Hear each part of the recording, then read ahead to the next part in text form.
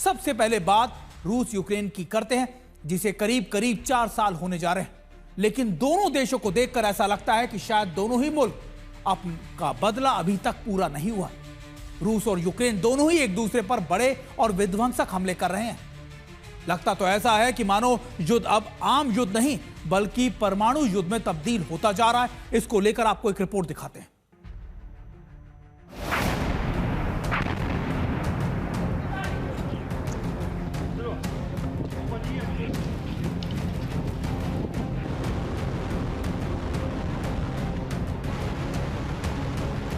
साढ़े 3 साल से लगातार रूस और यूक्रेन से ऐसी ही भयावह तस्वीरें सामने आ रही हैं। कभी रूस का प्रहार तो कभी यूक्रेन का पलटवार। नतीजा बम, बारूद, तबाही और बर्बादी।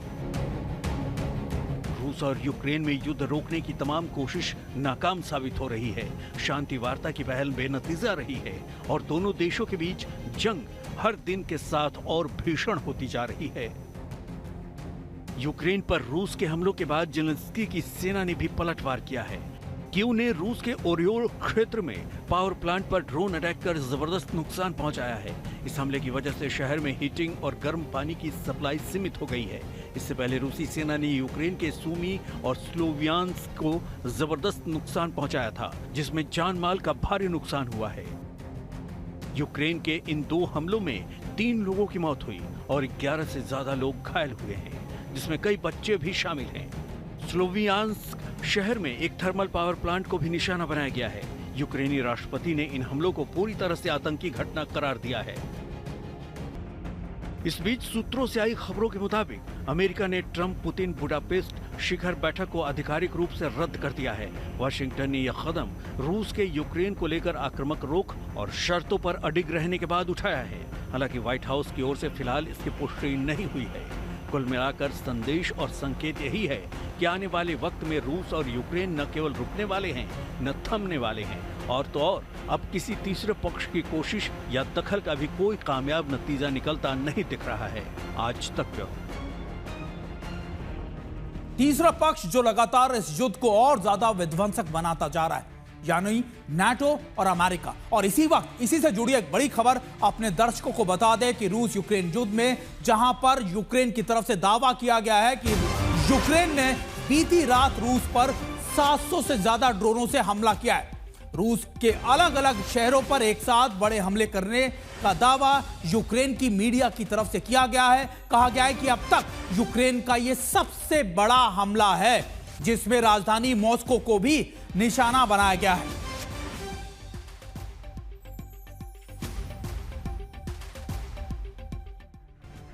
और बड़ी और हैरान करने वाली खबर यह भी कि रूस ने भी इस अटैक को लेकर पुष्टि की है। रूस ने माना है कि राजधानी मॉस्को पर भी ड्रोन से सीधा हमले करने की कोशिश की गई। रूस ने माना कि करीबन 100 से 150 ड्रोन रूसी सीमा में घुसने में कामयाब रहे। सबसे ज्यादा रूस के बेलग्रेड शहर पर हमला करने की कोशिश की गई। 45 से ज्यादा ड्रोन यहां पर मार गिराए गए। आपको बता दें कि यूक्रेन की तरफ से दावा किया गया कि 700 से ज्यादा ड्रोन रूस पर हमला करने के लिए भेजे गए, जिसमें 100 से 150 ड्रोन रूस में की वायुसेना में घुसपैठ करने में कामयाब भी रहे। सबसे पहले अगर आप देखें, मॉस्को पर 11 ड्रोनों से अटैक करने की कोशिश की गई। इसके बाद बेलग्रेड यानी जो बहुत करीब है मॉस्को के, वहां पर भी करीबन 45 ड्रोनों से अटैक करने की कोशिश की गई। इसके बाद रुस्तोव, जो सदर्न कमांड का इलाका है, रुस्तोव इसलिए इंपॉर्टेंट है क्योंकि रुस्तोव क्रीमिया को भी जोड़ता है। ऐसे में लगातार रूस इन इलाकों में भी, यूक्रेन माफ कीजिएगा, इन इलाकों में भी बड़े अटैक करने की कोशिश करता है। अब उसके बाद तूला शहर, समारा शहर, यानी ये वो इंपॉर्टेंट लॉजिस्टिक बेसिस है जहां से रूस की सेना की मोबिलाइजेशन होती है। यानी रुस्तोव हो, तूला हो, समारा हो और बेलग्रेड, जो आप कह सकते हैं कुर्स्क के बेहद करीब है। तो आपने देखा कि कैसे यूक्रेन ने रूस के कई शहरों को ड्रोन से हमला कर तबाह करने की कोशिश कर गई, लेकिन फिर भी रूस की तरफ से कहा गया कि उन्होंने सभी इन हमलों को निष्क्रिय कर दिया है। और लगातार अब इस युद्ध में एक सबसे बड़ा एंगल, सबसे ज्यादा चिंता वाला एंगल आ रहा है परमाणु खतरे को लेकर। दरअसल रूस लगातार बड़े परमाणु हथियारों का टेस्ट कर रहा है। पिछले कुछ दिनों में रूस ने 3 बड़े हथियारों का परीक्षण किया है। दुनिया भर में इसको लेकर खलबली मच गई है। आइए आपको एक बार फिर से बड़ी स्क्रीन पर लिए चलते हैं और आपको दिखाने की कोशिश करते हैं कि आखिरकार ये खलबली आखिरकार क्यों मची है। यहां पर क्या है, सबसे पहले यार्स, इंटरकॉन्टिनेंटल बैलिस्टिक मिसाइल है जिसका परीक्षण किया, और फिर है बुरवेस्निक परमाणु रिएक्टर से लैस क्रूज मिसाइल है, यानी इसका जो ईंधन है वो भी आप कह सकते हैं जो संचालित होती है वो भी न्यूक्लियर रिएक्टर से होती है, और पोसाइडन परमाणु शक्ति से लैस टॉर्पीडो है जिसे शिप से छोड़ा जा सकता है। यानी आप देखिए मिसाइल हो, आप कह सकते हैं यार्स मिसाइल हो, या फिर पोसाइडन जो अंडर वाटर के लिए बहुत ज्यादा इंपॉर्टेंट है, उसका भी सफल परीक्षण इस समय रूस ने किया है। इन तीनों हथियारों के बारे में अगर आपको बताएं कहां से गया, कमचाटका लॉन्च किया गया यार्स को, और इस मिसाइल के बारे में बुरवेस्निक के बारे में अब तक कोई जानकारी रूस की तरफ से साझा नहीं की गई है। व्लादिमीर पुतिन ने इसको लेकर कहा कि हमने इसका सफल परीक्षण किया, और पोसाइडन आर्कटिक इलाकों में इसका टेस्ट किया गया। यानी इस मिसाइल के बारे में जो सबसे घातक मिसाइल है इसके बारे में अब तक रूस ने यह साझा नहीं किया गया कि इसका परीक्षण कौन से इलाके से किया गया। हालांकि इसका परीक्षण 21 अक्टूबर को किया गया था। अब आपको बताते हैं कि आखिरकार इन मिसाइलों की खासियत क्या है। ये परमाणु वॉरहेड ले जाने में सक्षम है, सबसे इंपॉर्टेंट बात। फिर ये परमाणु ऊर्जा से चलने वाली मिसाइल और परमाणु वॉरहेड ले जाने में भी सक्षम है। यानी इसकी जो रेंज है वो 14 से 22,000 किलोमीटर की, और ये बहुत लो फ्लाई ऑब्जेक्ट है, यानी रडार की आप कह सकते हैं इसके रडार के उसमें नहीं आती है, और इसी वजह से इसे और ज्यादा घातक माना जाता है। रेडियोधर्मी समुद्री लहरों से तबाही की क्षमता ये रखती है। यानी तीनों घातक हथियार हैं, तीनों इस समय रूस के वो हथियार हैं जिनको पहली बार रूस ने जिनके परीक्षण का ना सिर्फ ऐलान किया बल्कि ये भी बताया कि आखिरकार इनकी क्षमताएं क्या है। अब आपको इनकी रेंज बता देते हैं। दरअसल इसकी जो रेंज है वो 11,000 किलोमीटर तक की रेंज है, जिसमें अमेरिका के कई इलाके आते हैं। अब बुरवेस्निक की अगर बात करें, इसकी रेंज 14,000 से 22,000 किलोमीटर की है, और इसे रूस के किसी इलाके में आप डिप्लॉय कर दीजिए, वहां से अमेरिका के सभी इलाकों को ये अपनी रेंज में लेने में सक्षम है और असीमित दूरी तक तय करने में सक्षम है। आप मानिए कि अगर कोई शिप, कोई पनडुब्बी, कोई बड़ा एयरक्राफ्ट कैरियर अमेरिका का बेहद करीब है या बहुत दूर भी है, तभी रूस उसको आसानी से इससे टारगेट कर सकता है। यानी अब आप मानिए कि कितना बड़ा खतरा है। क्यों लगातार कहा जा रहा है कि इसने एक नई न्यूक्लियर वॉर रेस छेड़ दी है। रूस के परमाणु हथियारों के परीक्षण को लेकर सबसे ज्यादा खलबली इस समय अमेरिका में मची हुई है। राष्ट्रपति ट्रंप ने भी कहा है कि अब अमेरिका भी अपने परमाणु हथियारों का परीक्षण करेगा। 33 साल बाद एक बार फिर से नए हथियारों का परीक्षण करने के लिए अमेरिका सामने आ गया है। और ऐसा नहीं है कि सिर्फ रूस अपनी न्यूक्लियर वॉरहेड या न्यूक्लियर जखीरे को बढ़ा रहा है। दरअसल यूक्रेन के हमलों के बीच रूस की वायुसेना के लिए एक बड़ी खबर आ रही है। बड़ी खबर यह कि रूस की वायुसेना को नए सुखोई 35 की स्क्वाड्रन मिली है। रूस अपनी वायुसेना की ताकत को और ज्यादा मजबूत कर रहा है। रूस ने नए स्क्वाड्रन की तस्वीरें भी जारी की, और दरअसल ये इसलिए भी क्योंकि रूस अपनी एयर पावर में तेजी से विकास कर रहा है, उसको और मजबूत कर रहा है। और इसी बीच Su-35 यानी सुखोई 35 को भी नए स्क्वाड्रन को अब रूस ने तैनात कर दिया है।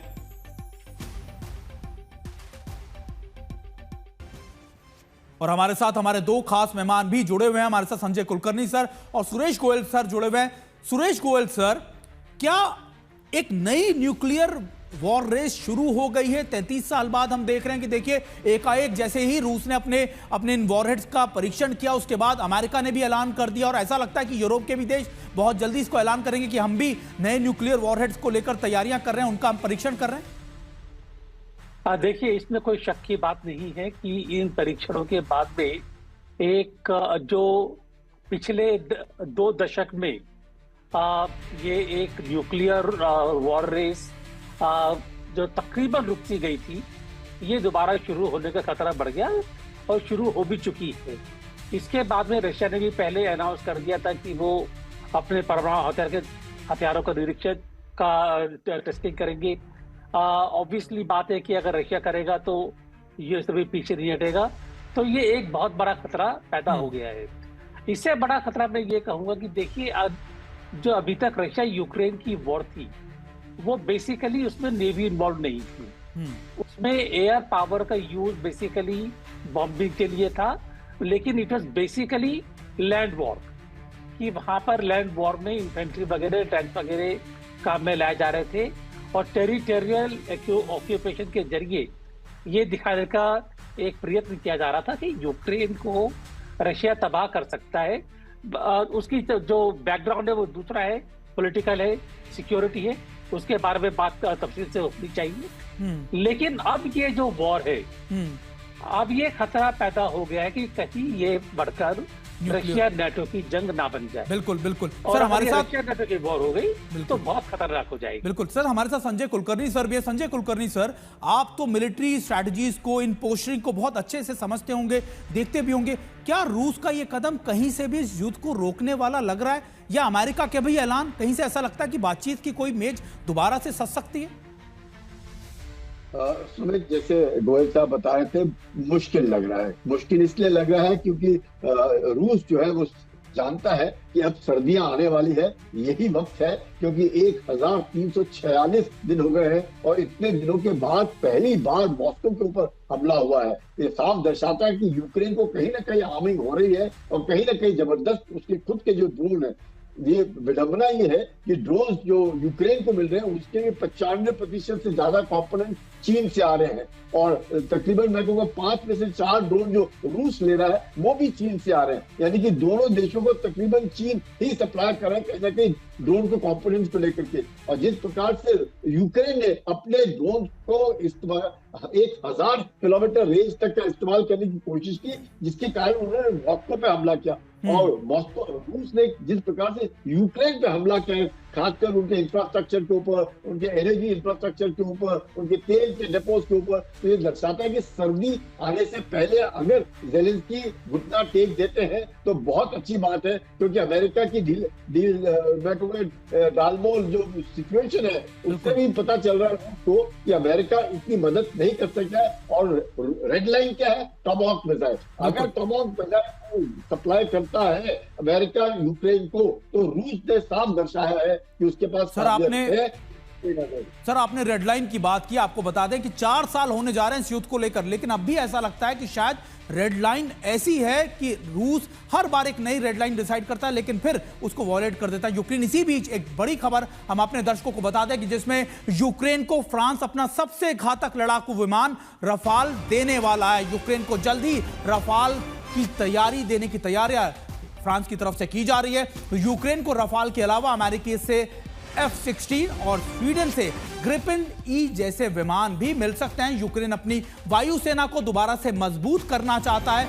यूक्रेन ने जंगी जहाजों की तादाद बढ़ाकर 250 करने की प्लानिंग की है। यानी एक तरफ लगातार देखिए कि हम बात करें ड्रोन की, लेकिन दोनों देशों की तरफ से अपनी एयर पावर को भी मजबूत किया जा रहा है। ये इसलिए भी क्योंकि नाटो देश ये समझते हैं कि उनके तरफ आने से पहले यूक्रेन की वायुसेना से रूस को मुकाबला करना पड़े। इसी वजह से यूक्रेन को भी वायुसेना को मजबूत किया जा रहा है।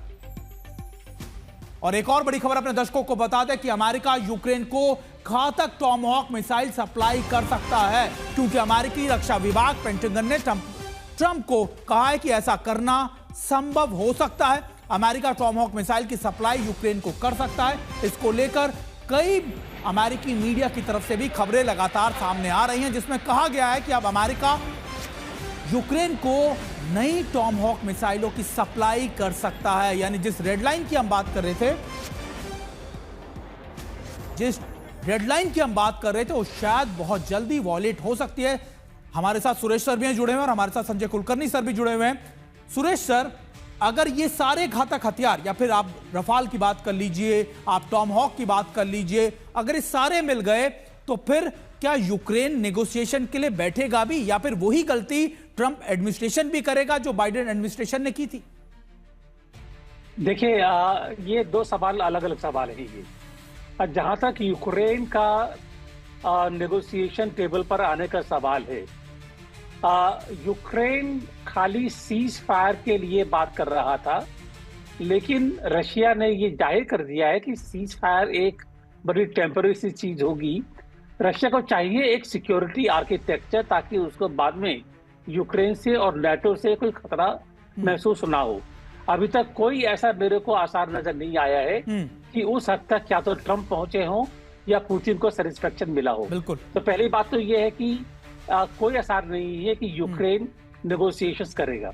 दूसरी चीज ये है कि ये जो घातक दिए जा रहे हैं या एयरफोर्स वगैरह के, एयरफोर्स के मेरे से ज्यादा बेहतर मेजर जनरल को, लेफ्टिनेंट कुलकर्णी है, वो बता पाएंगे कि किसी भी वेपन प्लेटफॉर्म को खाली सप्लाई करना काफी नहीं होता है, उसको इंडक्ट करने के लिए ट्रेनिंग की जरूरत पड़ती है और उसके लिए टाइम काफी कम है यूक्रेन के पास। सर क्या वक्त की कमी है, क्योंकि हमारे साथ संजय कुलकर्णी सर भी हैं। सर अगर आप मैं छोटा आपसे रिस्पांस ले लूं, कैसे जैसे सुरेश सर भी बता रहे थे कि हमने देखा था कि हमने F-16 को भी देखा था कि यूक्रेन को मिले और सारे के सारे आप कह सकते हैं विमान या तो क्रैश हो गए या बर्बाद हो गए। क्या ऐसे हथियार मिलने के बाद भी वो स्पेशलाइज्ड पायलट की ट्रेनिंग मिल पाएगी यूक्रेन को?